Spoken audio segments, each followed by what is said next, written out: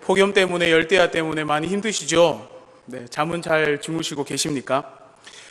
가뭄이라고 비가 필요할 때 비가 내리기를 원해서 그렇게 비가 많이 와서 장마가 지면 또 장마가 져서 힘들다고 또 그렇게 투정하다가 이제는 따뜻하게 폭염이 이어지고 또 열대야가 이어지면 또 덥다고 잠 못 잔다고 그렇게 하나님께 투정하는 것이 우리의 이 나약한 육신의 모습을 입은 우리의 모습이 아닐까라는 그런 생각을 해봅니다.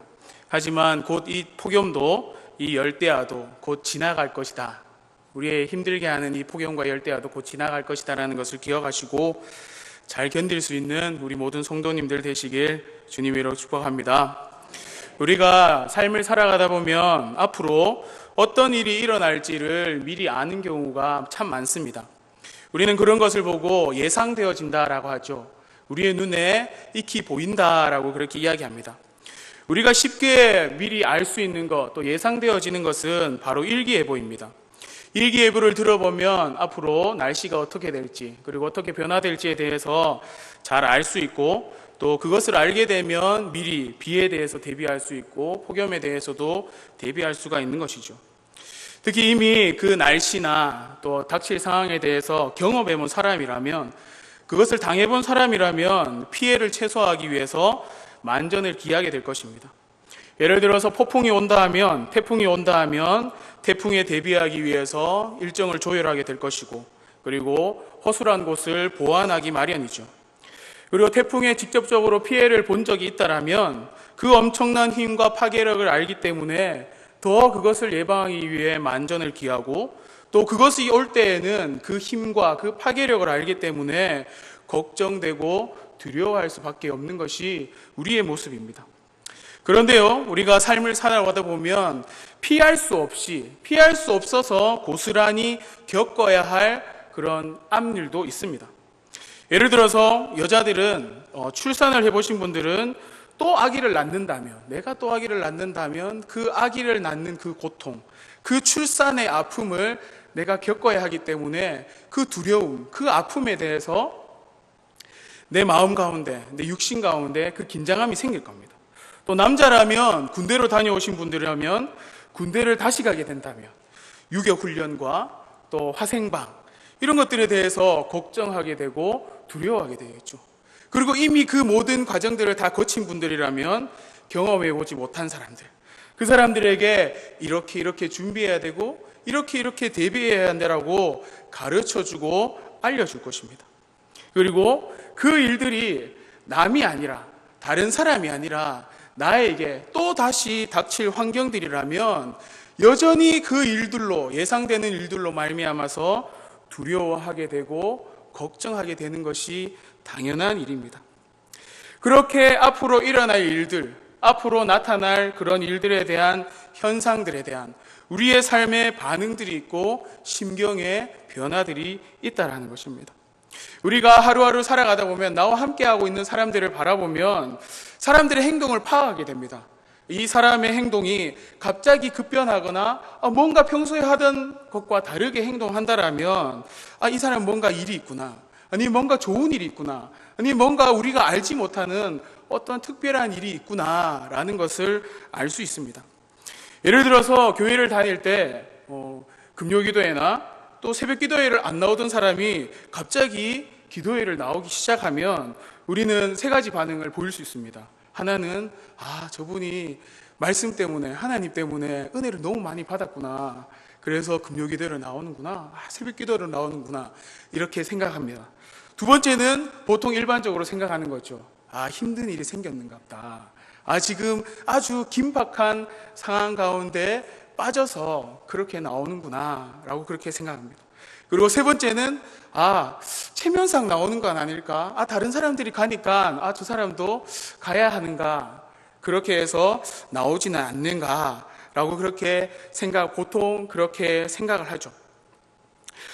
그 중에서 우리는 보통 두 번째 그렇게 기도를 하러 나오는 것 같습니다. 어려움이 다가오면, 또 이미 경험했던 일들이 나에게 생길 때 그 두려움과 그 고통과 내가 겪어야 할 그 아픔들 때문에 하나님 앞에 나올 수밖에 없고 하나님의 은혜를 구할 수밖에 없고 하나님의 인도하심을 구할 수밖에 없기 때문에 자연스럽게 기도하는 자리에 나아갈 수밖에 없는 것, 그것이 바로 이 땅을 살아가는 성도의 모습이고 신자의 모습이 아닐까 생각합니다.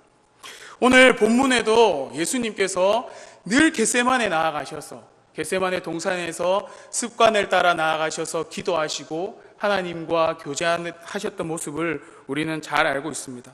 하지만 오늘 예수님은 평소와 다르게, 그리고 늘 하셨던 그 기도와는 다르게 좀 더 심각한 모습, 좀 더 다른 모습을 우리에게 보여주고 있습니다. 여러분, 겟세마네 동산은요, 어디에 있냐 하면 우리가 익히 들어 잘 알고 있는 감람산이라는 그 산 어느 한 곳에 자리 잡고 있는 동산입니다. 이 동산에는 예수님께서 낮에는 성전에 가서 말씀을 전하시고 밤에는 그곳에 와서 쉬기도 하시며 기도하시며 그렇게 자신의 안식을 위해서, 평안을 위해서 있던 곳이기도 합니다. 또 방해받지 않는 곳이어서 하나님께 기도하는 자리에 나아갈 수 있는, 하나님과 1대1로 긴밀하게 기도할 수 있는 그곳이 바로 이 겟세마네 동산이었다라는 것입니다. 예수님께서는 여느 때처럼 제자들과 함께 겟세마네 동산으로 나아가십니다. 그런데 예수님은 오늘 특별하게 제자들을 불러놓고, 그리고 특별히 사랑하는 세 제자 베드로와 야고보와 요한을 데리고 기도하러 나아가십니다. 그리고 기도하러 나아가실 때 이렇게 이야기하십니다. 37절과 38절에 이렇게 기록합니다. 베드로와 세베대의 두 아들을 데리고 가실 때 고민하고 슬퍼하사 이에 말씀하시되 내 마음이 매우 고민하여 죽게 되었으니 너희는 여기 머물러 나와 함께 깨어 있으라 라고 그렇게 말씀하고 있습니다. 사실 예수님께서 겟세마네 동산에 나아가서 제자 3명을 데리고 기도하러 나아가는 그 모습은 이미 예견돼 있었습니다. 예수님께서 26장 처음 시작하실 때 6월절 이틀 전에 예수님께서 제자들을 불러놓고 이야기하십니다. 얘들아, 이틀이 지나면 6월절이 될 것인데 인자가 십자가에 못 박히기 위해서 팔리게 될 것이다 라고 그렇게 예수님께서 이야기하세요. 그리고 예수님께서 제자들을 데리고 6월절 첫날, 무교절 첫날 예수님이 머물 곳을 정하시고 제자들과 함께 12제자들과 함께 앉으셔서 식사를 하실 때 17절에서 25절의 그 내용을 보면 예수님께서 날이 저물어 제자들 12명과 함께 식사를 하시면서 이렇게 얘기하십니다. 너희 중에 한 사람이 나를 팔 것이다 라고 이야기하세요. 그러자 제자들은 이렇게 반응합니다. 도대체 누가 예수님을 팝니까? 도대체 누가 예수님을 팝니까? 이미 가룟 유다는 그 안에서 사단의 유혹에 빠져서 예수님을 팔 생각을 가지고 있었는데 제자들은 그 12명의 제자들이 도대체 누가 예수님을 판다는 말입니까? 저는 아니겠지요. 저는 아니겠지요. 예수님 저는 아니겠지요. 라고 그렇게 묻게 됩니다. 그리고 예수님께서는 나와 함께 떡을 떼는 사람, 내와 함께 바구니에 손을 넣는 그 자가 나를 팔 것이다 라고 알려주십니다. 그리고는 예수님께서 성만찬을 진행하시죠.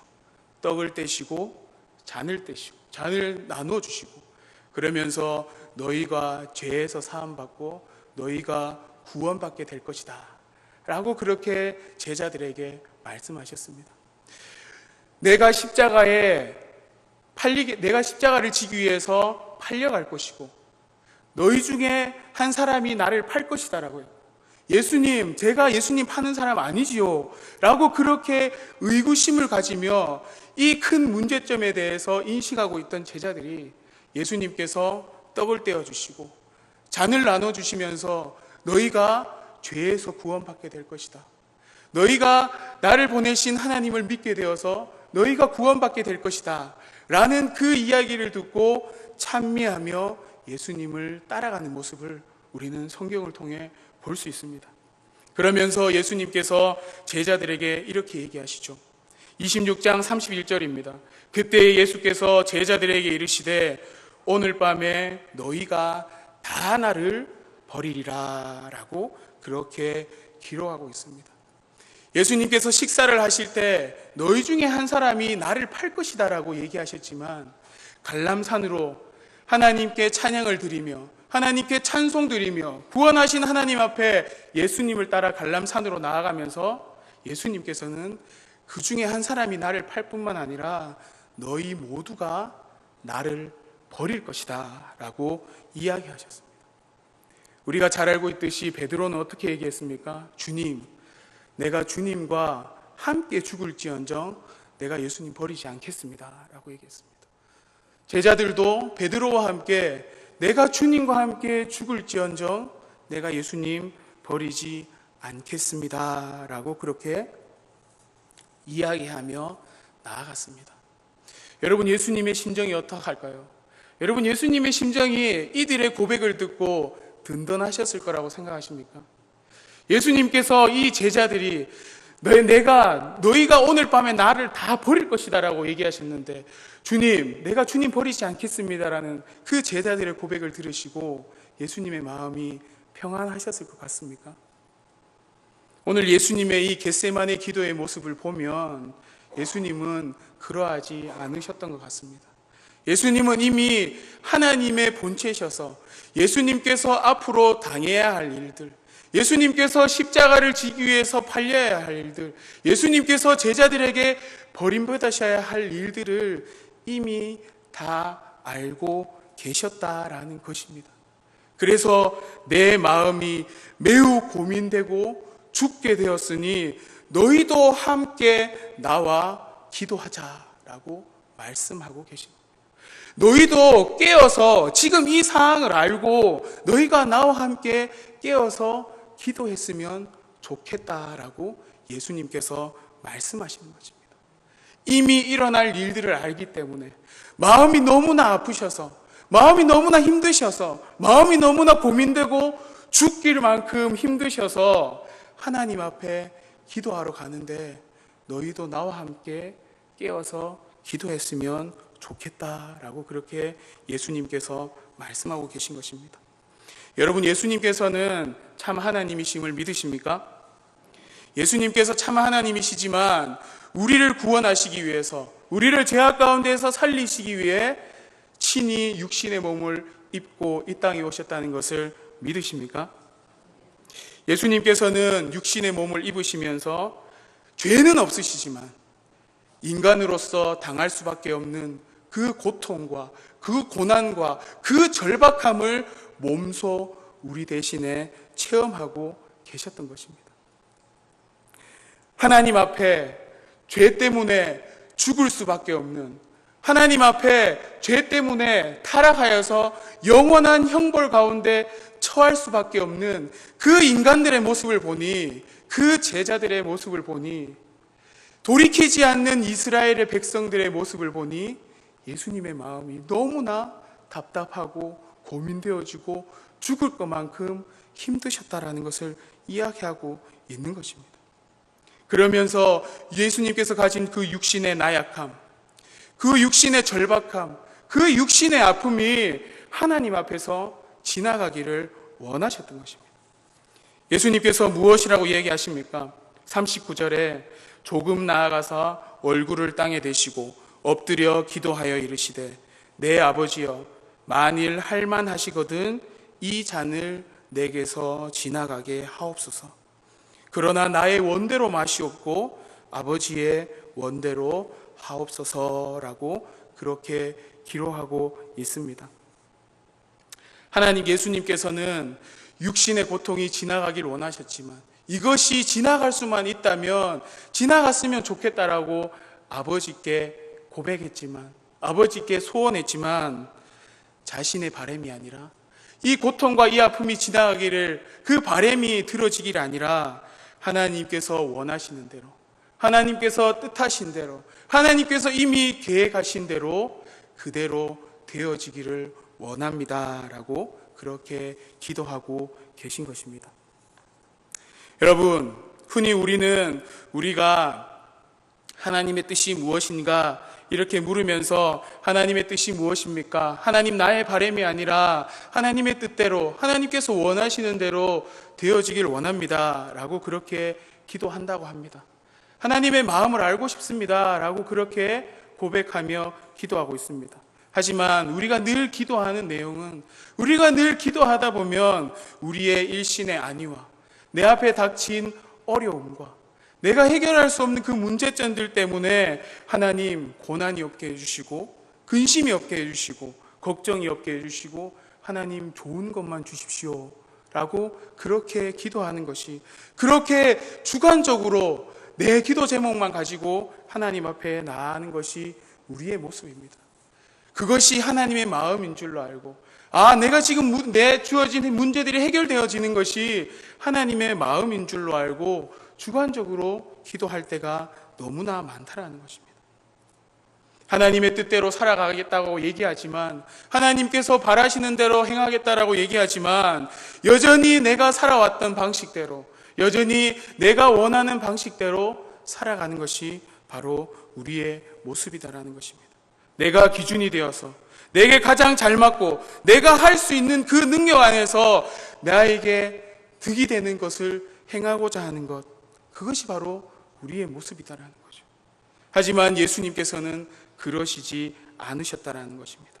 가시밭길 가시는 것을 아시고 고통의 길을 가시는 것을 아시고 그것 때문에 마음이 고민하여 죽게 되었다고 말씀하시면서 얼굴을 땅에 대고 온몸이 땅에 젖을 만큼 땀이 핏방울이 될 것처럼 그렇게 기도하셨지만, 하나님, 이 잔이 내게서 지나갈 수만 있다면 지나가게 해주십시오라고 그렇게 인간적으로 기도하셨지만, 예수님께서는 하나님의 뜻대로, 하나님께서 원하시는 것이다라면 하나님, 내가 감당하겠습니다. 하나님께서 원하시는 것이라면 내가 그렇게 순종하겠습니다 라는 그 마음을 하나님께 올려드렸습니다. 여러분, 예수님의 마음이, 하나님께서 예수님의 그 고통당하심을 보시며 마음 아파하실 것, 눈물 흘리실 것을 아셨을 것입니다. 제자들이 받을 충격도 아셨을 것입니다. 제자들과 헤어지는 그 아픔도 아셨을 것입니다.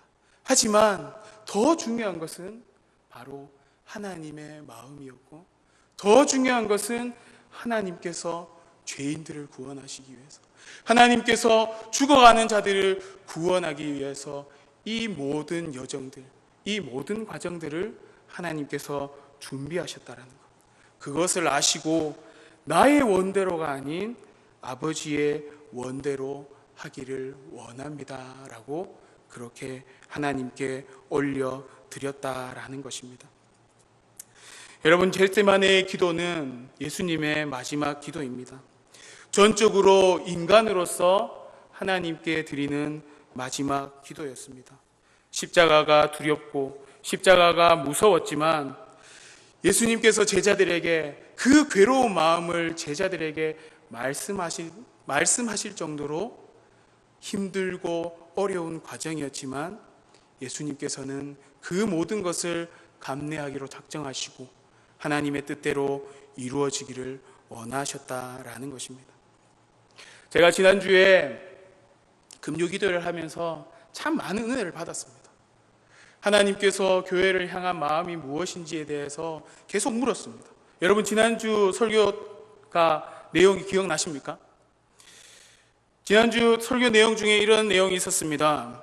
우리나라에 6.25 전쟁이 있었고 6.25 전쟁이 일어났을 때 남한에 가장 버틸 수 있는 그 마지노선, 그 마지노선이 바로 다부동 전투였다라고 했었죠.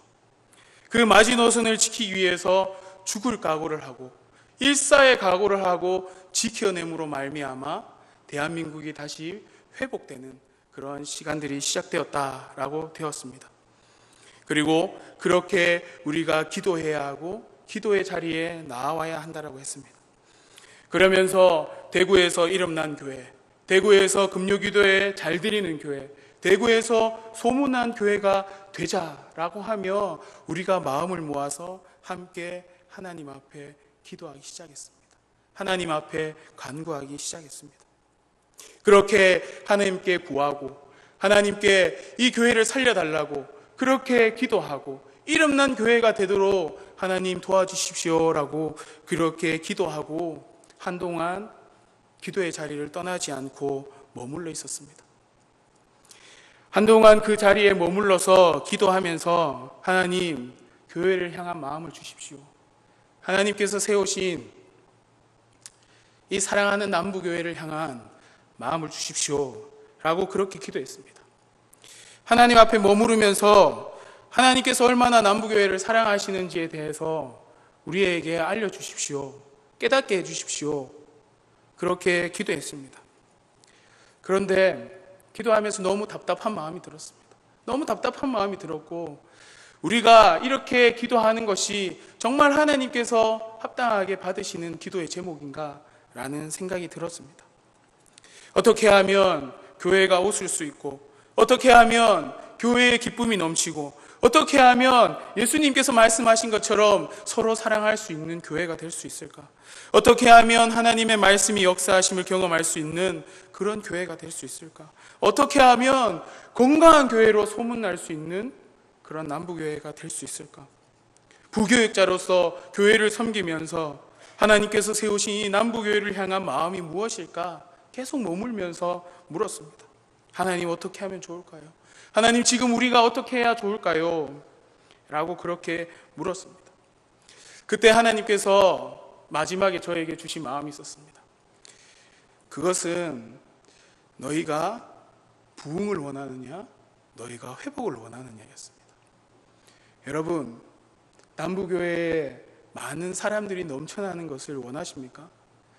남부교회에 대구에서 소문난 이름 있는 교회가 되기를 원하십니까? 제가 받은 은혜는 사람이 많아지고 예배의 시간이 많아지고 교회의 이름이 나는 것보다 더 중요한 것은 바로 우리 교회가 하나님 앞에 회복되는 것이었습니다. 우리 교회가 하나님의 마음을 알고 예수님의 마음으로 그 고통과 처절함과 그 아픔이 죄에서 구원받기 위해서 하나님 앞에 온전히 서 있기 위해서 하나님께서 원하는 마음을 알기 위해서 서 있도록 회복되어지는 것, 그것이 하나님께서 우리 남부교회를 향한 마음이다라는 것이 느껴졌습니다. 여러분, 사무엘하 15장에 보면 다윗이 왕으로 있을 때 압살롬의 반역을 피해서 도망가는 내용이 나옵니다. 다윗이 압살롬의 반역의 소식을 듣고 자기 아들의 반역의 소식을 듣고 궁을 떠나기 시작합니다. 자기를 따르는 백성들과 자기를 따르는 신하들을 데리고 떠나기 시작합니다. 그리고 갈람산으로 내려갑니다. 갈람산으로 내려가며 기드론산 건너편 바로 이 겟세만의 동산으로 올라가며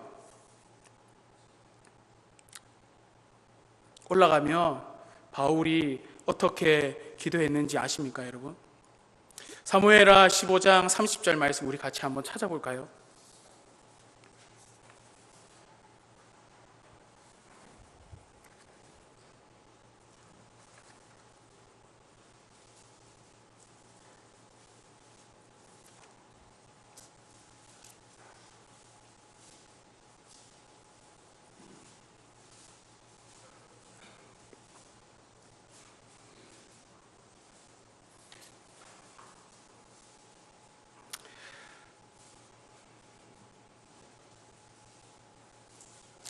사무엘하 15장 30절 말씀입니다.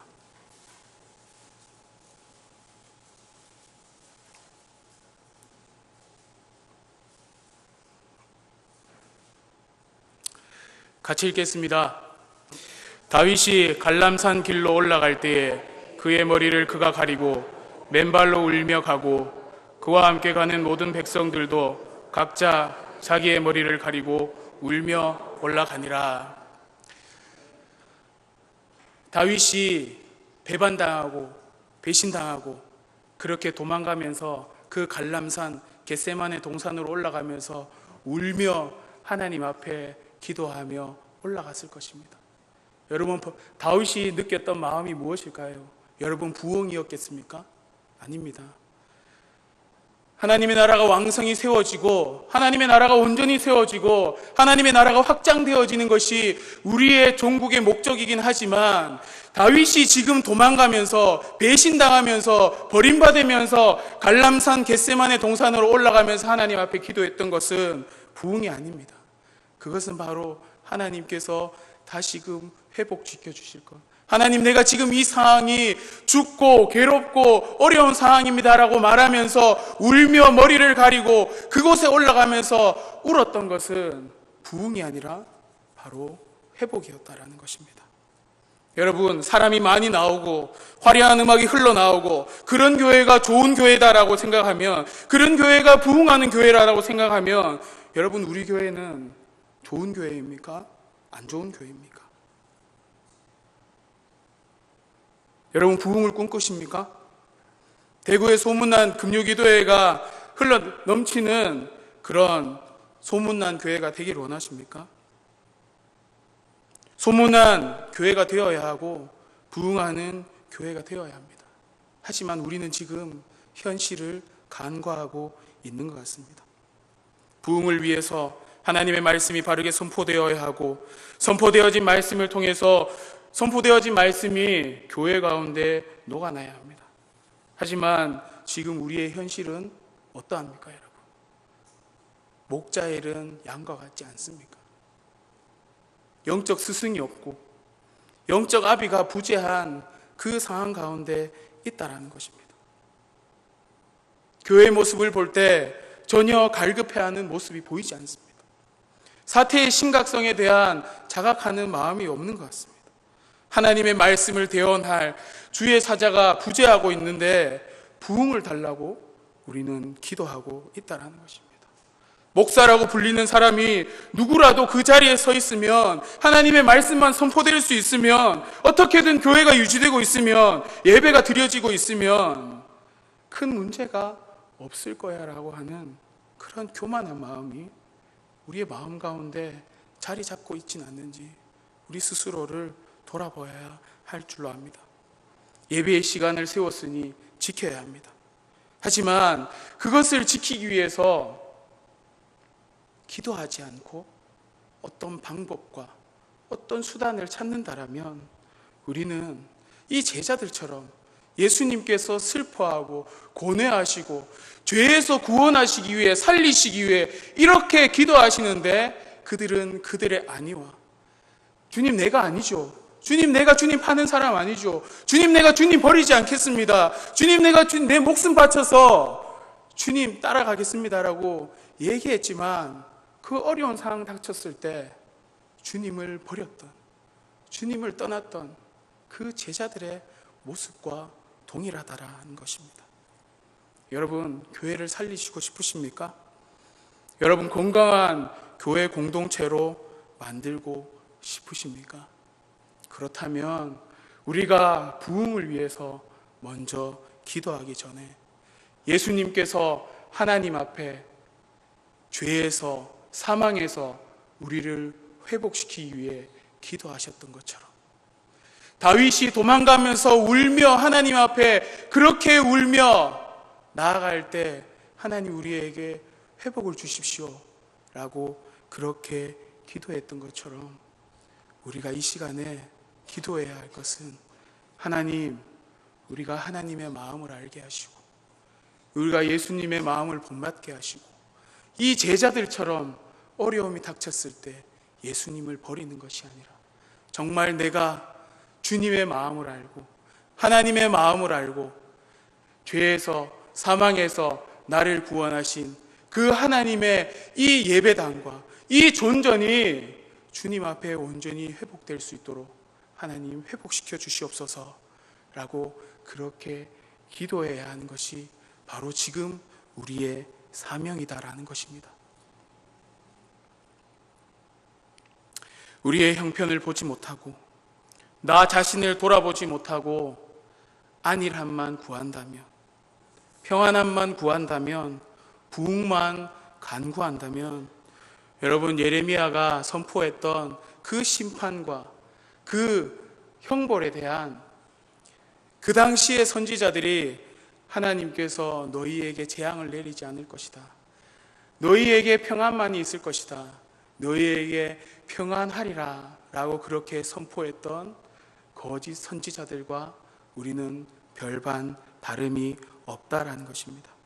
예레미야가 이스라엘에게 하나님의 벌하심과 심판을 이야기할 때 너희가 평안하리라, 너희가 평안하리라, 너희에게 재앙이 임하지 아니라 라고 하면서 거짓 평안을 외쳤던 그 선지자들과 우리는 별반 차이가 없다라는 것입니다. 오늘 우리가 이 밤에 기도할 때 이곳이 겟세마네 동산이라고 기억하시기 원합니다. 이곳이 예수님께서 함께 나와 기도하자, 너희가 한 시간도 깨어 있을 수 없더냐, 너희의 마음은 원이로되 육신이 약하도다라고 얘기하시면서 도전하셨던 그 겟세마네 동산이다라는 것을 기억하시고, 우리가 오늘 기도할 때 하나님 긍휼한 마음을 주십시오, 하나님 교회를 향한 애통한 마음을 주십시오, 하나님 교회를 사랑하셔서 처음 세우셨던 그 교회를 사랑하는 마음이 하나님 우리에게도 전달되게 하여 주시고, 우리에게 깨달아지게 하시고, 예수님처럼 하나님께 하나님의 마음을 알게 해달라고 그렇게 기도할 수 있는 이 밤이 될 수 있기를 주님의 이름으로 축복합니다. 그렇게 기도하기 위해서는 내 자신이 개혁되어져야 합니다. 내 자신이 십자가 앞에 나아가야 합니다. 내 자신이 십자가 앞에 내려놓아지고 내 안에 살아계신 그 예수 그리스도로 말미암아, 내 안에 살아계신 그 성령님으로 말미암아 하나님께서 이 교회를 향한 마음이 무엇인지 찾고 구할 수 있는, 그리고 내가 잘못한 것 있다면, 하나님 우리 교회가 잘못한 것 있다면, 하나님 내가 직분자로서 잘못한 것 있다면 하나님 용서해 주시고, 우리가 다시금 한 마음으로 기도하여서 하나님의 뜻대로 이 교회가, 이 공동체가 온전히 세워질 수 있도록 하나님 도와주십시오라고 그렇게 기도할 수 있는 이 겟세마네 동산이 될 수 있기를 주님의 이름으로 축복합니다. 하나님의 은혜를 모르고 하나님의 은혜를 우리가 잊어버리고 내가 할 수 있다라고 생각하고 우리의 방법으로 할 수 있다라고 생각하면 우리는 잘못 가고 있다라는 것입니다. 이 시간 우리가 하나님 앞에 기도할 때 머물렀으면 좋겠습니다. 우리가 하나님 앞에 기도할 때 하나님께서 우리에게 감동 주실 때까지, 하나님께서 우리에게 말씀 주실 때까지 우리가 기도하며 우리가 인내하며 그렇게 주님의 마음을 본받을 수 있는 저희 모든 성도님들 될 수 있기를 주님의 이름으로 축복합니다.